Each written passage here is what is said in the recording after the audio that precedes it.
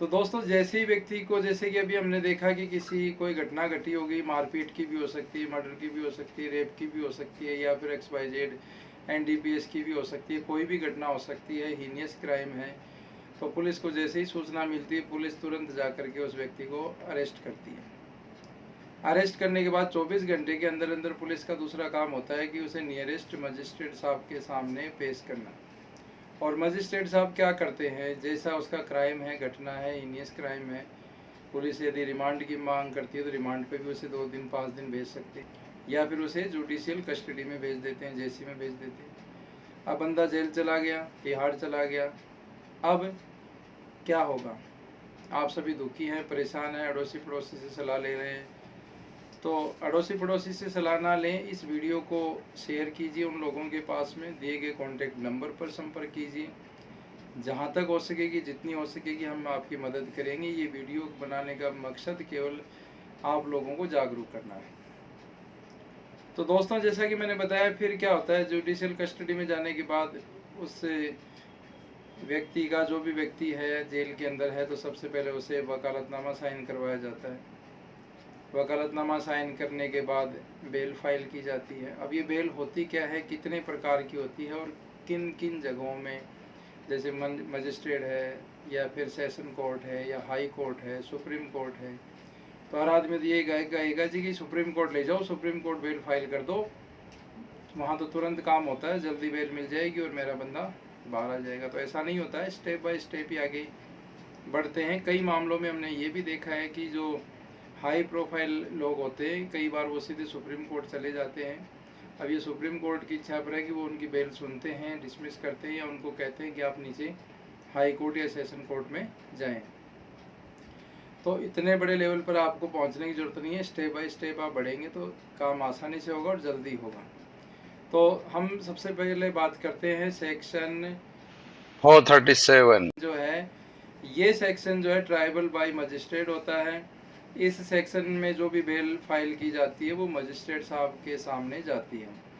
अब ये जो बेल होती है, इसमें छोटे मोटे सेक्शन होते हैं, बड़े सेक्शन नहीं होते। जाती है मजिस्ट्रेट साहब के पास में जो लिमिटेड पावर है, उसी पावर में वो बेल ग्रांट कर सकते हैं। इसमें मजिस्ट्रेट साहब ये भी देखते हैं कि जो भी व्यक्ति अंदर गया है वो क्या है, उसकी एज क्या है, क्या कोई महिला है, पुरुष है, या फिर वृद्ध है। और यहाँ पर एविडेंस भी देखे जाते हैं कि क्या वास्तव में वो गुनहगार है, या किसी वजह से, या गलती से, या फिर किसी ने उसको फंसाया है। तो तमाम चीज़ें यहाँ पर देख करके ही जो है उसकी बेल जो है उसको दी जाती है। अब हम बात करते हैं 439, जिसको हम रेगुलर बेल भी कहते हैं। रेगुलर बेल 439 किसी भी सेक्शन में आप फाइल कर सकते हैं। सेक्शन 439 में जो बेल फाइल की जाती है वो या तो फिर सेशन में या फिर सीधे हाई कोर्ट में, दोनों में से किसी भी जगह पे आप ये बेल फाइल कर सकते हैं। लेकिन प्रैक्टिस यही कहती है कि डायरेक्ट हमें हाई कोर्ट नहीं जाना चाहिए, सबसे पहले हमें सेशन कोर्ट में इस बेल को फाइल करना चाहिए। सेशन कोर्ट से यदि डिसीजन हमारे फेवर में नहीं आता है, डिसमिस हो जाती है, या हम समझ जाते हैं कि जैसे कई बार लगता है कि बेल नहीं मिल रही तो हम विड्रॉ कर लेते हैं, तो उस कंडीशन में या तो कुछ समय वेट कर लेना चाहिए, या फिर हाई कोर्ट में जाने के लिए सेशन से हमें जब डिसमिस होती है तो फिर और दूसरा कोई रास्ता नहीं बचता और हम सीधे हाई कोर्ट पहुंचते हैं। हमने कुछ मैटर ऐसे भी देखे हैं जिनमें कि कुछ लोग सीधे सुप्रीम कोर्ट चले जाते हैं, जैसे अर्नब गोस्वामी का केस आपने देखा होगा, तीस्ता सितलवाड़ का केस आपने देखा होगा, जिसमें कि संडे के दिन भी बेंच बैठती है और सुनवाई होती है। तो आपको क्या लगता है कि सुप्रीम कोर्ट में आम आदमी तो सीधे MM कोर्ट में, सेशन कोर्ट में, हाई कोर्ट में धक्के खा रहा है, और ये लोग सीधे सुप्रीम कोर्ट जा रहे हैं। तो क्या उन लोगों को भी कानून की जो स्टेप है वो फॉलो करने चाहिए थे, या करने चाहिए, या फिर आम आदमी की सुप्रीम कोर्ट में सुनवाई नहीं होती, केवल पावरफुल लोगों की सुनवाई होती है? तो ये क्वेश्चन है जिस पर आप मुझे कमेंट करके ज़रूर बताइए कि आपका क्या कहना है, आपको क्या लगता है। तीसरे टाइप की जो बेल होती है, third type of bail, anticipatory bail, ये जो है तो 438 में होती है। जब मान लीजिए कि आपको ये लगता है कि आपके खिलाफ कोई FIR कट गई है, या फिर आपके खिलाफ कोई कंप्लेंट हो चुकी है या होने वाली है, तो यहाँ पर यदि FIR कट गई है तो ही आप जो है एंटिसिपेटरी बेल के लिए मूव कीजिए। आपको लगता है कि कोई व्यक्ति जानबूझकर आपको फंसा रहा है, तो उस कंडीशन में आप न्यायालय में जाइए, न्यायालय में आप ठोस प्रमाण दीजिए, वहाँ पर आपको सबूत देना होगा कि हाँ आपने ये क्राइम नहीं किया है और ये व्यक्ति एक साजिश के जरिए आपको जो है जेल में डालना चाह रहा है। तो जब सेशन में ये बेल फाइल होगी, वहाँ पर आप तमाम सबूत लेकर जाएंगे और कोर्ट ये देखेगी कि हाँ आपके ग्राउंड सही हैं, तो कोर्ट से आपको जो है एंटिसिपेटरी बेल मिल जाती है। एंटिसिपेटरी बेल का मतलब होता है कि आपको पता चल गया कि आपके खिलाफ एफआईआर कटी है, लेकिन अभी आप अरेस्ट नहीं हुए हैं। और इसमें आप ये भी ध्यान रखिएगा कि एफआईआर कटने के बाद कई बार आईओ साहब आपको बुलाते हैं फ़ोन करके कि जी हेलो, एक बार थाने आ जाओ, आपसे मिलना है, बात करनी है, और आपके साथ कुछ भी नहीं होगा, हम आपको केवल जस्ट इन्वेस्टिगेशन के लिए बुला रहे हैं। और आप गाड़ी उठाई और सीधा थाने में पहुंच गए और पता लगा जी आईओ साहब ने उठा करके जेल में डाल दिया। तो ये गलती ना करें। ऐसा होने पर सबसे पहले वकील साहब से मिलें और उनको बताएं कि इस तरह की जानकारी आपको मिली है, तब वो आपको जो है एंटिसिपेटरी बेल के बारे में बताएंगे और ये होती कैसे हैं। तो एंटिसिपेटरी बेल आपको दिलाएंगे। एंटिसिपेटरी बेल जो है आपके खिलाफ कोई भी एफआईआर या कंप्लेंट कटने पे ही मूव की जाती है, लेकिन कंप्लेंट के आधार पर आप एंटिसिपेटरी बेल के लिए जा सकते हैं। लेकिन इसमें बेस्ट ग्राउंड जो है वो एफआईआर है और इसमें आपको अंदर ना जाना पड़े, इसके लिए ये बेल फाइल की जाती है ताकि आप जेल ना जाएं और बाहर की बार आपकी बेल हो जाए। जैसे फिल्मों में दिखाते हैं ना, वो का वो काम इसमें होगा। आपके वकील साहब आपकी बेल लेकर आ जाएंगे और पुलिस वाले आपको अरेस्ट नहीं करेंगे। जिन लोगों ने आपके खिलाफ साजिश रची है वो देखते रह जाएंगे कि हो क्या गया है, मैं तो इसे जेल भेजने वाला था, ये तो बंदा बाहर ही घूम रहा है। तो इस तरह की प्रॉब्लम आए तो दिए गए कॉन्टैक्ट नंबर पर तुरंत संपर्क करें कि इस तरह की घटना हो चुकी है, एफआईआर कट चुकी है, तो हम आपकी जितनी मदद होगी वो ज़रूर करेंगे। सेशन में, हाई कोर्ट में और सुप्रीम कोर्ट में भी आपके लिए जाने के लिए तैयार रहेंगे और जितनी सही और सटीक जानकारी आप देंगे उसी प्रकार से हम आपको सलाह भी देंगे कि आप इसके लिए आगे क्या कर सकते हैं। दोस्तों, जो एंटिसिपेटरी बेल होती है वो केवल सेशन में ही फाइल होती है। इसको आप जो लोग देख रहे हैं तो उनके जानकारी के लिए बता दूं कि मजिस्ट्रेट साहब के सामने एंटिसिपेटरी बेल के लिए हम नहीं जा सकते। एंटिसिपेटरी बेल फाइल करने के बाद आर्ग्यूमेंट के दौरान आप कोर्ट को ये भी विश्वास दिलाएंगे कि आप किसी प्रकार से भागेंगे नहीं, जो भी विटनेस हैं उन पर किसी प्रकार का बाहरी दबाव नहीं डालेंगे, उन्हें डराएंगे धमकाएंगे नहीं, या फिर अपने बैकग्राउंड का, यदि आप पावरफुल व्यक्ति हैं तो अपने बैकग्राउंड का प्रयोग करके केस को जो है अपनी दिशा से नहीं मोड़ेंगे। कहने का मतलब है कि आप बेनिफिट लेने की कोशिश नहीं करेंगे। और यदि आप एंटिसिपेटरी से बाहर आ चुके हैं तो ये काम आपको करना भी नहीं है, वरना फिर से पुलिस उठाकर आपको अंदर डाल भी देगी। आपको कोर्ट को ये बताना पड़ेगा कि इन्वेस्टिगेशन को आप जो है कोऑपरेट करेंगे, किसी भी तरीके से जो है मैटर को इन्फ्लुएंस नहीं करेंगे, विटनेस को इन्फ्लुएंस नहीं करेंगे। इसमें कोर्ट आपका चरित्र भी देखती है, क्रिमिनल बैकग्राउंड भी देखती है, और कोर्ट आपकी बातों से सहमत हो जाती है तो आपको एंटिसिपेटरी बेल मिल जाती है। हमने बहुत सारी एंटिसिपेटरी बेल करवा दी। कोर्ट में एंटिसिपेटरी बेल के लिए अप्लाई करने के बाद कोर्ट आपको 15 दिन का टाइम दे देती है, एक तारीख लग जाती है। तो इस दौरान आपको क्या करना है, इन्वेस्टिगेशन ज्वाइन करनी है, आईओ साहब से मिलना है, वो बुलाएं, वहाँ पर जाना है और सवालों के जवाब देने हैं। ये ना हो कि आपको लगे कि कोर्ट ने तो 15 दिन का टाइम दे दिया और अब आईओ साहब फ़ोन कर रहे हैं और आप नहीं जा रहे, तो ऐसा भूल कर भी ना करें। इन्वेस्टिगेशन यदि आप ज्वाइन कर लेते हैं और उसके बाद अगली तारीख पर कोर्ट में जाते हैं और आप बताते हैं कि जी मैंने इन्वेस्टिगेशन ज्वाइन की है, मैं आईओ साहब से कांटेक्ट में हूँ और आपके जो बैकग्राउंड है उसको भी देखा जाएगा, तो और जब आप ये प्रूव कर देंगे कि इसमें आपको झूठा फंसाया गया है तो एंटिसिपेटरी बेल मिलने के चांसेस बहुत ज़्यादा बढ़ जाते हैं। एंटिसिपेटरी बेल में कोर्ट 2 प्रकार के आदेश देते हैं कि नंबर 1, यदि पुलिस वाला आपको अरेस्ट करेगा तो वहाँ पर आप मुचलका, पर्सनल बेल बॉन्ड या फिर एक जो सिक्योरिटी अमाउंट है जितना भी वो बताया जाता है वो जमा करवा करके आप जो है अपनी बेल ले सकते हैं। यानी यहाँ पर कोर्ट जो भी कंडीशन आप पर इम्पोज करेगी वो आपको मानना पड़ेगा। कई बार कोर्ट ये भी कह देती है कि ये जो पर्सनल बेल बॉन्ड है, मुचलका है या सिक्योरिटी अमाउंट है वो थाने में न जमा करा कर ट्रायल कोर्ट में आपको जमा कराना होगा। तो कोर्ट में यदि उस समय आपका मैटर चल रहा होगा तो वहाँ पर जाकर के आपको ये बेल बॉन्ड फर्निश करना पड़ेगा। यहाँ पर पुलिस वाला यदि आपको अरेस्ट करता है तभी आपको ये मुचलका देना होगा। जी हाँ दोस्तों, यदि पुलिस वाला आपको अरेस्ट करे, पुलिस वाला आपको यदि अरेस्ट करता है तभी ये मुचलका आपको देना है, वरना आपको मुचलका देने की ज़रूरत नहीं है। आप इसमें जल्दबाजी ना करें। दोस्तों मैं आपको यहाँ पर एक बात और बता दूं कि एंटीसिपेटरी मिलने के बाद कोर्ट में यदि चार्जशीट फाइल कर दी जाती है आईओ साहब के द्वारा, तो आप एक फॉर्मल बेल फाइल कीजिए और अपनी इस एंटीसिपेटरी बेल को रेगुलर बेल में बदलवा लीजिए। दोस्तों यहाँ पर एक बात और है कि यदि आपकी एंटीसिपेटरी बेल मिलने के बाद में आईओ साहब के द्वारा, स्वाब क्या होता है यहाँ पर दोस्तों, एक बात और है कि आपको एंटीसिपेटरी बेल मिलने के बाद यदि आपके आईओ साहब चार्जशीट कोर्ट में फाइल कर देते हैं तो आप कोर्ट में एक फॉर्मल बेल फाइल करेंगे और उसमें कोर्ट को आप बताएंगे कि मेरे अरेस्ट हुए बगैर ही इन्वेस्टिगेशन कंप्लीट हो गया है और आईओ साहब के द्वारा चार्जशीट कोर्ट में फाइल कर दी गई है, तो उस कंडीशन में आपको जो है कोर्ट से रेगुलर बेल मिल सकती है। तब कोर्ट आपकी फॉर्मल बेल को अलाउ कर देगी। उसके बाद कोर्ट आपसे बेल बॉन्ड ले सकती है या फिर श्योरिटी अमाउंट रखवा सकती है। यहाँ पर याद रखिए कि यहाँ पर ये इस स्टेप के बाद जो बेल आपकी हो चुकी है, ये बेल जब तक ट्रायल चलेगा तब तक के लिए परमानेंट बेल है और अब आप आराम से बाहर रह सकते हैं। कोर्ट अपना काम करेगा, आईओ साहब अपना काम करेंगे और आपके वकील साहब वो अपना काम करेंगे आपको बाहर निकालने।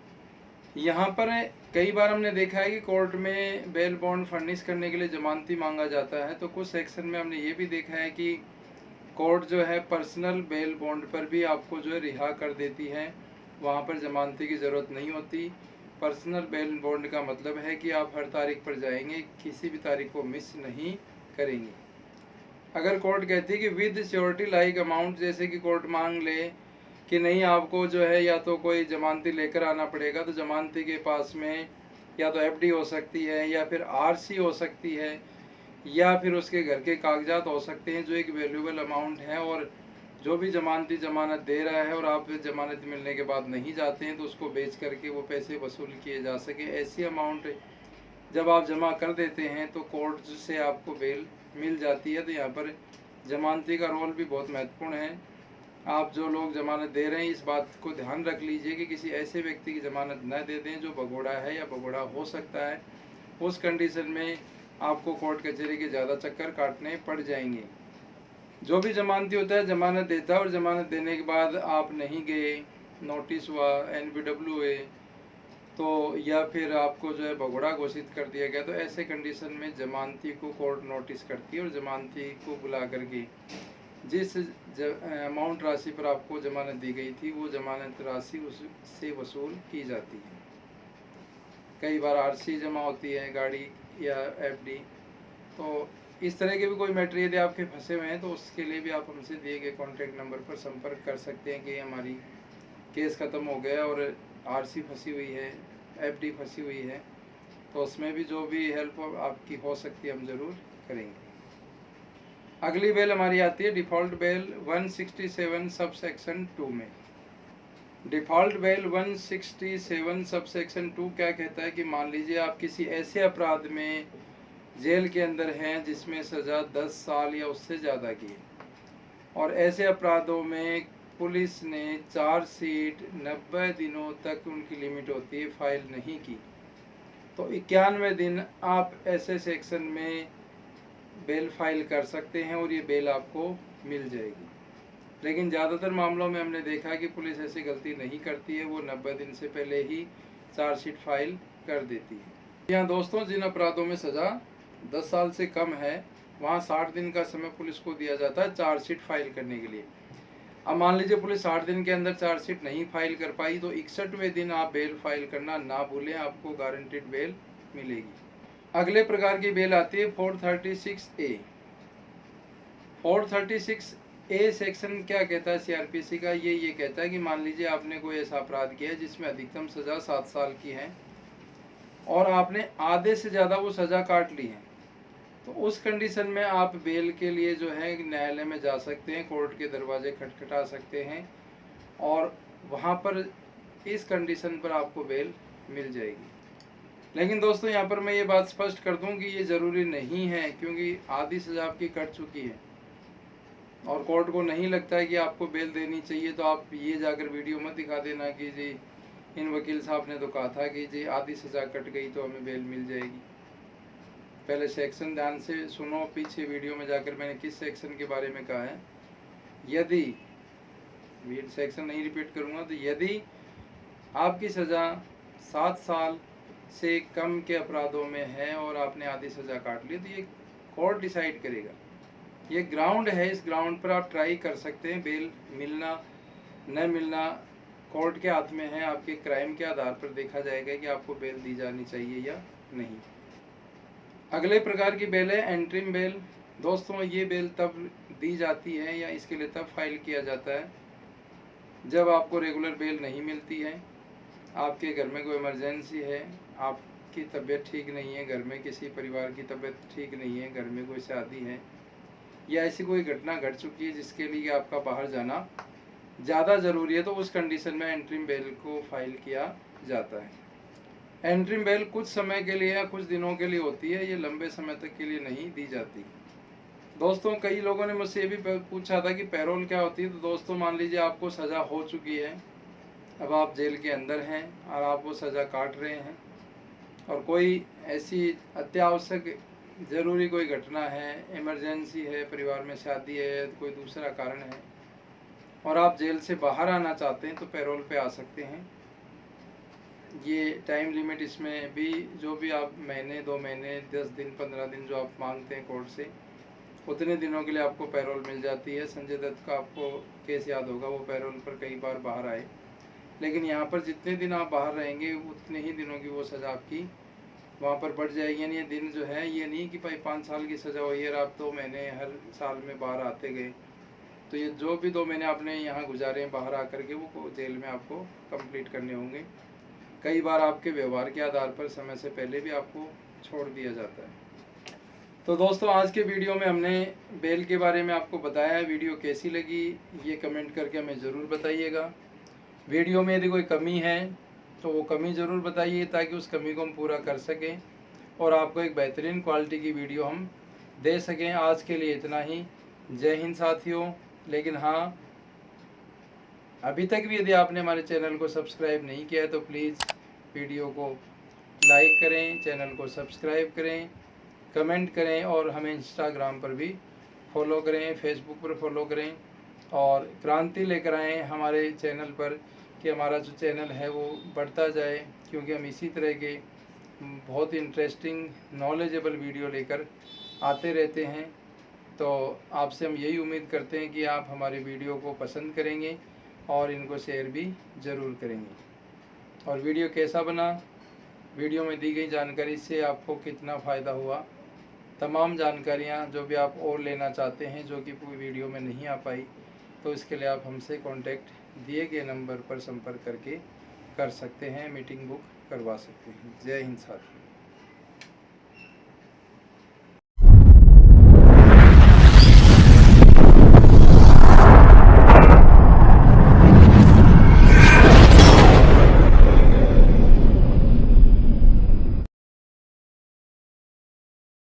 तो दोस्तों यदि आपको हमारे वीडियो पसंद आते हैं तो प्लीज़ चैनल को आप सब्सक्राइब कीजिए, वीडियोज़ को लाइक किया कीजिए और नोटिफिकेशन आपके पास आता रहे, इसके लिए बेल आइकन को ज़रूर प्रेस कीजिए। और दोस्तों आपको कभी भी किसी भी प्रकार की लीगल हेल्प के लिए, किसी भी प्रकार की समस्या के लिए यदि कोई लीगल एडवाइस चाहिए तो सुबह 8 से शाम को 8 बजे तक आप मेरे कॉन्टैक्ट नंबर पर कॉल कर सकते हैं। कई बार समय अभाव की वजह से या कोर्ट में होने की वजह से हम आपका फ़ोन यदि अटेंड नहीं भी कर पाते हैं तो आप व्हाट्सएप पर मैसेज छोड़ सकते हैं, उसके बाद आपसे जैसे ही समय रहेगा संपर्क किया जाएगा। तो आज के लिए इतना ही। देखते रहिए आपका अपना पसंदीदा YouTube channel according to low. जय हिंद दोस्तों।